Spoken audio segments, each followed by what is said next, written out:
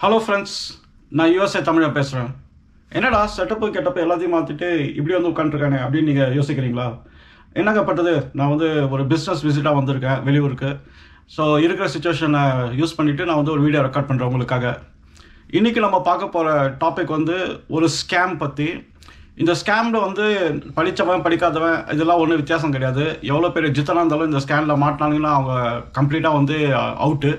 So ஒரு அவேர்னஸ்க்காக இந்த scam வந்து எப்படி ஆப்ரேட் ஆகுது அப்படிங்கிறது இந்த வீடியோவில் நான் எக்ஸ்பிளைன் பண்ண போகிறேன். அதை புரிஞ்சுக்குங்க, தெரிஞ்சுக்குங்க. என்னோடய சேனலுக்கு நீங்கள் புதுசாக வந்திருந்தீங்கன்னா கண்டிப்பாக வந்து சப்ஸ்கிரைப் பண்ணுங்கள். என்னோடய வீடியோஸ்லாம் உங்கள் ஃப்ரெண்ட்ஸ் கிட்ட போய் ஷேர் பண்ணுங்கள். என்னோடய வெப்சைட் usatamil.com அதை போய் விசிட் பண்ணுங்கள். அங்கே நிறைய டாபிக்ஸ் வந்து நான் ஆர்கனைஸ் பண்ணி வச்சுருக்கேன். என்னோட தமிழ் சயின்ஸ் கம்யூனிட்டி வாட்ஸ்அப் லிங்க்கை வந்து நான் பின்டு கமெண்ட்டில் போகிறேன். அதை போய் பாருங்கள், அங்கே வந்து ஜாயின் பண்ணுங்கள், உங்கள் நாலேஜை வளர்த்துக்குங்க. சரி, நம்ம வீடியோக்குள்ளே போகலாங்களா? ஓகே.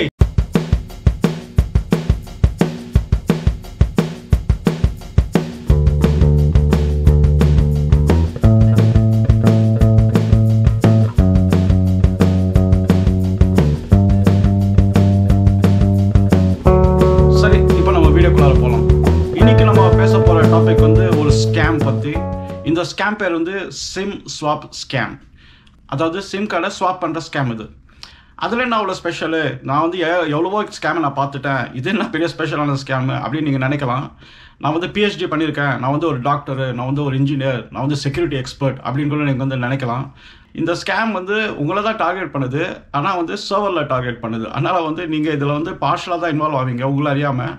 ஆனால் மீதியெல்லாம் வந்து ஹேக்கர்ஸ் வந்து சர்வர் சைடில் வந்து பார்த்துப்பாங்க. அதுதான் இந்த ஸ்கேமோட ஸ்பெஷாலிட்டி. அப்புறம் அதில் என்ன சிம் கார்டு, அது என்ன சிம் ஸ்வாப்புன்ற சொல்கிறோம், அது என்ன சிம்க்கும் இதுக்கு என்ன சம்மந்தம் அப்படின்னு நீங்கள் கேட்கலாம். ஆக்சுவலாக ஒரு பெரிய சம்மந்தம் இருக்குது. நீங்கள் யாராவது வந்து புலம்பிருப்பாங்க, இல்லை புலம்பு இல்லைன்னா புலம்பக்கூடும் ஃப்யூச்சரில். இந்த மாதிரி வந்து என் ஃபோன் நம்பரை வந்து ஹைஜாக் பண்ணிட்டாங்க, நான் வந்து கஷ்டப்பட்டு ஒரு நம்பரை வந்து 10 வருஷமாக மேனேஜ் பண்ணிட்டு இருந்தேன், திடீர்னு அந்த நம்பர் வந்து இன்னொருத்தருக்கு வந்து போயிடுச்சு அப்படின்னு சொல்லி யாராவது கேட்டிருப்பாங்க. அந்த மாதிரி கேள்விப்பட்டீங்க அப்படின்னா அவங்க டெஃபினட்டாக அந்த ஸ்கேமில் வந்து மாட்டிக்கிட்டாங்க அப்படிங்கிறது தான் வந்து அர்த்தம். இந்த சிம் ஸ்வாப் ஸ்கேம் வந்து 2 பார்ட்டாக வந்து ஆப்ரேட் ஆகுது. ஸோ இது வந்து இந்த ஹோல் ஸ்கேமோட இந்த டைம்லைன் நம்ம போட்டோம் அப்படின்னா குறைந்தபட்சம் 6 மாதத்துலேருந்து 1 வருஷம் இது டைம்லைன். யாருமே வந்து இன்றைக்கி உங்களை அட்டாக் பண்ணி நாளைக்கே வந்து எல்லாத்தையும் காலி பண்ணுறது அந்த மாதிரிலாம் கிடையாது. இந்த ஸ்கேம் பொறுத்தவரை வந்து ரொம்ப பொறுமையாக ஹேண்டில் பண்ணுவாங்க. ஏன்னா இது பெரிய மணி வந்து இதில் இன்வால்வ் ஆகிருக்கு. அதனால தான் வந்து இது வந்து பொறுமையாக பண்ணுவாங்க. சரி, ஃபஸ்ட்டு பார்ட்டை வந்து நம்ம பார்த்துடலாம். ஃபஸ்ட்டு இது 2 பார்ட்டு. ஃபஸ்ட்டு பார்ட் வந்து என்ன நடக்குதுன்னு பார்த்துலாம். அப்புறம் செகண்ட் பார்ட் வந்து உங்களுக்கு புரிஞ்சிடும் சிம் கார்டுக்கு அதுக்கு என்ன சம்மந்தம் அப்படின்னு. ஃபஸ்ட்டு பார்ட் வந்து என்ன சொன்னா, இது வந்து காமன், எல்லா ஹேக்கர்ஸ்க்கும் வந்து இது ஒரு காமனான ஒரு பார்ட். இது பேர் வந்து சைபர் ஸ்டாக்கிங் அப்படின்னு வந்து சொல்லுவாங்க. சைபர் ஸ்டாக்கிங்னா என்ன அப்படின்னா, உங்களை வந்து வாட்ச் பண்ணுறது தான் இந்த இன்டர்நெட்டில். அது எப்படி வாட்ச் பண்ணுவாங்க அப்படின்னா பல விதம் இருக்குது. ஃபஸ்ட்டு வந்து உங்களை வாட்ஸ்அப் குரூப்பில் வந்து உங்கள் ஃப்ரெண்டாக போய் ஜாயின் பண்ணிடுவாங்க. இல்லாட்டி உங்கள் ஃபேஸ்புக்கில் நீங்கள் போய் ஃபேஸ்புக் பேஜ் ஓப்பன் பண்ணி பாருங்கள், இல்லை ட்விட்டர் எதுலையா ஓப்பன் பண்ணி பாருங்கள். அதில் இருக்கிற ஃபாலோவர்ஸ், அதுக்கப்புறம் நீங்கள் ஃப்ரெண்டை ஆட் பண்ணி வச்சுருக்கவங்க, அவங்கெல்லாம் வந்து யாருன்னு கேட்டு பாருங்கள் கொஷினு. ஸோ உங்களுக்கு வந்து ஒரு 10-15 ஃப்ரெண்டுக்கு மேலே ஃபேஸ்புக்கில் இருந்தாங்க அப்படின்னா அத்தனை ஃப்ரெண்ட்ஸும் வந்து அது ஃப்ரெண்டு கிடையாது, யாராவது ஒருத்தர் வந்து ஆட் பண்ணி வச்சுருக்காங்க. ஸோ அப்படி வச்சுக்கலாம் நம்ம. ஸோ இது வந்து என்ன, இதுதான் ஒரு என்ட்ரி பாயிண்ட். என்னன்னா இந்த மாதிரி ஒரு சோஷியல் லிங்க்ஸில் வந்து ஃபஸ்ட்டு வந்து எஸ்டாப்ளிஷ் பண்ணி உங்கள் ஃப்ரெண்டாக வந்துடுவாங்க. நீங்கள் ப்ரொஃபைல் பிக்சர்லாம் பார்த்தீங்கன்னா மெயின்லி வந்து இந்த மென்ஸ்க்கு வந்து ஒரு நல்ல ஒரு ஃபீமேல் ஃபோட்டோகிராஃப் போட்டு அவங்களோட ப்ரொஃபைல்லாம் க்ரியேட் பண்ணி ஃப்ரெண்டை ஆட் பண்ணிடுவாங்க. அதே மாதிரி வாட்ஸ்அப் சேட்லலாம் வந்து ஏதோ ஒரு ரேண்டம் ஃபோன் நம்பர் வரும். டிபி போய் பார்த்தீங்க அப்படின்னா அதுவும் ஒரு நல்ல அட்டகாசமான பிக்சராக இருக்கும். அப்புறம் ஃபீமேல் சைடில் வந்து எப்படி வந்து அட்ராக்ட் பண்ணுவாங்க அப்படின்னா ஏதோ ஒரு நல்ல ஒரு டீல், ஷாப்பிங், இந்த மாதிரி ஏதோ ஒன்று அட்ராக்ட் பண்ணி இந்த மாதிரி ஏதோ ஒரு விதத்தில் வந்து நுழைஞ்சிருவாங்க. ஸோ இந்த சைபர் ஸ்டாக்கிங்கோட ஒரு நோக்கமே வந்து என்னென்னா உங்களோட பர்சனல் இன்ஃபர்மேஷன் வந்து கேதர் பண்ணுறது. எவ்வளோ முடியுதோ அவ்வளோ பர்சனல் இன்ஃபர்மேஷன் வந்து கேதர் பண்ணுறது, அதுதான் வந்து நோக்கம். அதாவது என்னென்னா உங்களோட டேட் ஆஃப் பர்த், அப்புறம் உங்களோட possibly social security number, Aadhaar number, இந்த மாதிரி வந்து கிரிட்டிக்கல் இன்ஃபர்மேஷன் வந்து கேதர் பண்ணுறது தான் வந்து சைபர் ஸ்டாக்கிங்கில் வந்து மெயின் கோலு. உங்களோட இமெயில் அக்கௌண்ட் பாஸ்வேர்ட்லாம் வந்து அதெல்லாம் வந்து இப்போது அவ்வளோ இம்பார்ட்டன்ட்லாம் போச்சு, நான் விளக்குறேன். ஸோ இப்போ என்னென்னா இந்த மாதிரி இன்ஃபர்மேஷன்ஸ் வந்து கேதர் பண்ணிவிட்டு அவங்க வந்து ஃபஸ்ட்டு இது ஒரு 6-7 months வந்து ஸ்வீப் பண்ணுவாங்க உங்கள் இன்ஃபர்மேஷன் பற்றி. இதை வச்சுட்டு ஒரு டேட்டா பேஸ் கிரியேட் பண்ணி ரெடியாக வச்சுருப்பாங்க. இதெல்லாம் பண்ணிவிட்டு செகண்ட் ஸ்டேஜுக்கு வருவாங்க. செகண்ட் ஸ்டேஜில் தான் வந்து சிம் கார்டு வந்து இன்வால்வ் ஆகுது. இப்போ வந்து உங்ககிட்ட ஒரு நம்பர் இருக்கும், நீங்கள் ரொம்ப வருஷமாக அந்த நம்பர் வந்து வச்சுருப்பீங்க. இப்போது அந்த நம்பர் தான் உங்களுதுன்றது அந்த சைபர் ஸ்டாக்கருக்கு வந்து கண்டிப்பாக தெரியும். ஸோ அவங்க என்ன பண்ணாங்கன்னா அந்த நம்பர் உங்களுக்கு தெரிஞ்சுக்கிட்டு தான் வந்து அவங்க வந்து அந்த ஃபஸ்ட்டு ஸ்டேஜாக ஆரம்பிப்பாங்க உங்களோட இன்ஃபர்மேஷன் கேதர் பண்ணுறதுக்கு. ஏன்னா இதில் நம்பர் தான் வந்து ரொம்ப இம்பார்ட்டன்ட். உங்களுக்கே தெரியும் அந்த நம்பர் வந்து சிம் கார்டில் வந்து அட்டாச் ஆகிருக்கு. ஸோ அதனால் சிம்மும் நம்பரும் வந்து ரொம்ப எசென்ஷியலான ஒரு விஷயம். நீங்கள் ஃபோன் மாத்தினா சிம் மாத்தினா நம்பரும் கூட சேர்ந்து வந்துடும். ஸோ அதுதான் வந்து இப்போ நடக்குது. இப்போ செகண்ட் ஸ்டேஜில் வந்து என்ன பண்ணுவாங்க அப்படின்னா, இப்போ அந்த ஹேக்கர் வந்து உங்களோட ப்ரொவைடர், அதாவது இப்போ நீங்கள் AT&T இல்லாட்டி இந்தியாவில் வந்து இருக்கிற ஏதாவது ஒரு ப்ரொவைடர், ஏர்டெல் அந்த மாதிரி ப்ரொவைடர்ஸ் கிட்ட வந்து ஃபோன் பண்ணுவாங்க. ஃபோன் பண்ணிட்டு என்னன்னா அவங்க வந்து உங்களோட இன்ஃபர்மேஷன் வச்சு உங்களை மாதிரி ப்ரிட்டன் பண்ணுவாங்க, இம்பர்சனேட் பண்ணுவாங்க. ஏன்னா என்ன சொல்லுவாங்க அப்படின்னா, ஐயா நான் வந்து என் ஃபோனை வந்து தொலைச்சிட்டேன், எனக்கு வந்து புது சிம் கார்டு நான் வாங்கியிருக்கேன், எனக்கு வந்து நம்பர் வந்து ஆக்டிவேட் பண்ணி விடுங்க, எனக்கு பழைய நம்பர் தான் வேணும் அப்படின்னு வந்து சொல்லுவாங்க.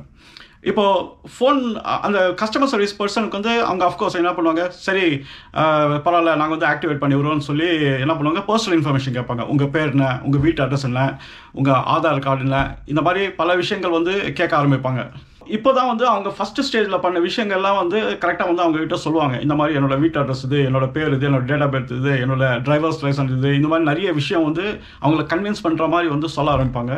ஸோ கஸ்டமர் சர்வீஸ் பீப்புளும் வந்து என்ன பண்ணுவாங்க, இந்த சரி ஓகே எல்லா இன்ஃபர்மேஷனும் நீங்கள் சொல்லிட்டீங்க அப்படின்னு சொல்லி அவங்க வந்து ஒரு அவங்க வச்சிருக்கிற சிம் கார்டை வந்து உங்கள் நம்பரை ட்ரான்ஸ்ஃபர் பண்ணி ஆக்டிவேட் பண்ணிடுவாங்க.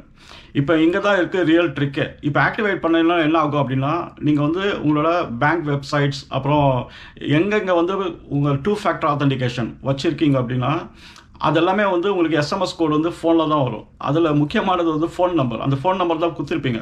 இப்போ ஃபோன் நம்பர் வந்து வேறு சிம்மில் வந்து ஆக்டிவேட் ஆயிடுச்சு அப்படின்னா உங்களுக்கு வந்து அவங்க வந்து SMS கோடு வந்து ரிசீவ் பண்ண முடியும். அந்த பாயிண்ட்லேருந்து அவங்க என்ன பண்ணுவாங்க, ஃபஸ்ட்டு உங்கள் பேங்க் அக்கௌண்ட்டில் லாகின் பண்ணுவாங்க, ஃபர்காட் மை பாஸ்வேர்ட் போடுவாங்க. அந்த பாஸ்வேர்ட் ரிட்ரீவ் பண்ணுறதுக்கு என்ன பண்ணுவாங்க, அது ஒரு SMS கோடு அனுப்பும். கோடு அனுப்பிச்சோன்னா என்ன பண்ணும், இவங்க ரிசீவ் பண்ணுவாங்க. அந்த கோடை வச்சு உள்ளே லாகின் பண்ண பார்ப்பாங்க. பேங்க் வந்து மறுபடியும் வந்து உங்கள் பர்சனல் இன்ஃபர்மேஷன் கேட்கும். அவங்க ஆல்ரெடி பர்சனல் இன்ஃபர்மேஷன் தெரியும், அது இன்புட் பண்ணி உள்ளே புந்துருவாங்க.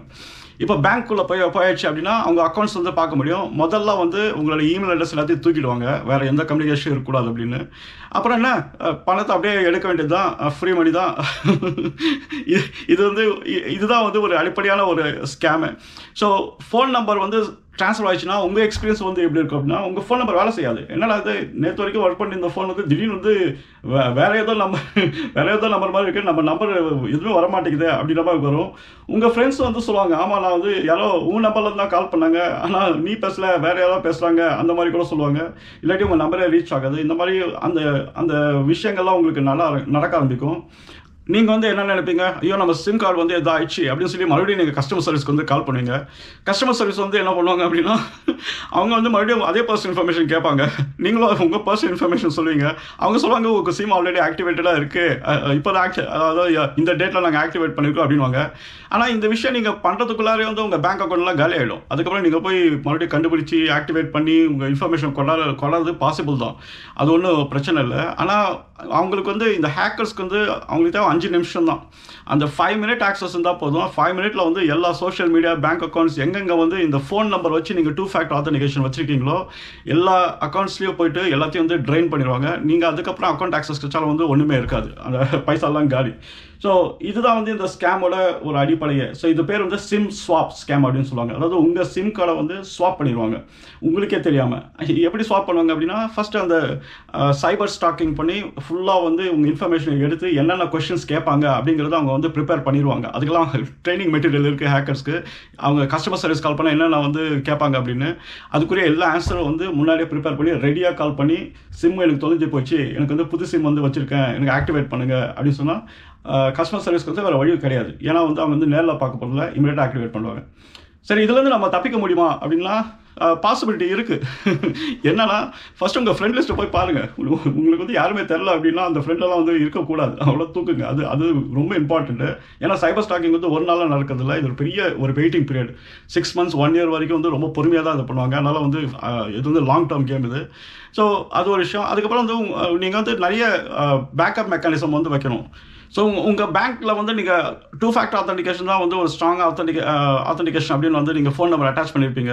ஆனால் உங்களுக்கு மறுபடியும் ஆல்டர்னேட் இமெயில் அட்ரஸ் அந்த மாதிரி வைக்கிறது வந்து பெட்டர். ஏதாவது நடந்ததுன்னா உங்களால் வந்து எவ்வளோ ஃபாஸ்ட்டாக ரியாக்ட் பண்ண முடியுமோ அவ்வளோ ஃபாஸ்ட்டாக ரியாக்ட் பண்ணலாம்.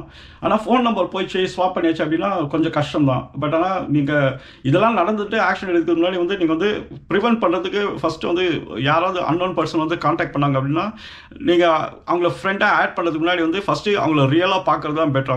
அவங்க உண்மையா அப்படிங்கிறது, அவங்க சொல்கிறது உண்மையா அப்படின்றது தெரிஞ்சுக்கிறது தான் வந்து ஒரே சேஃப் பெட்டு. அப்படி இல்லாட்டி எப்போ வேணால் வந்து சிம் ஸ்வாப் வந்து நடக்க வாய்ப்பு இருக்குது. ஸோ தெரிஞ்சுக்குங்க, நீங்கள் பத்திரமா இருங்க. நம்ம அடுத்த வீடியோவில் இன்னொரு இன்ட்ரெஸ்டிங்கான கான்செப்டோட பார்ப்போம். சரிங்களா? பாய்.